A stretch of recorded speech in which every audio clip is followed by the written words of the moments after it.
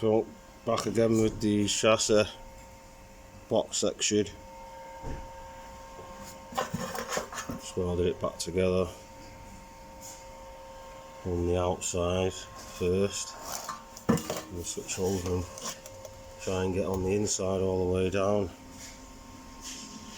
for some extra strength. Well, it's penetrated all the way through from the outside, which is great.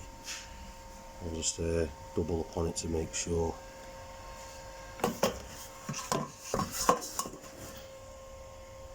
Walls are not pretty, but they're getting ground back anyway, so it's all good.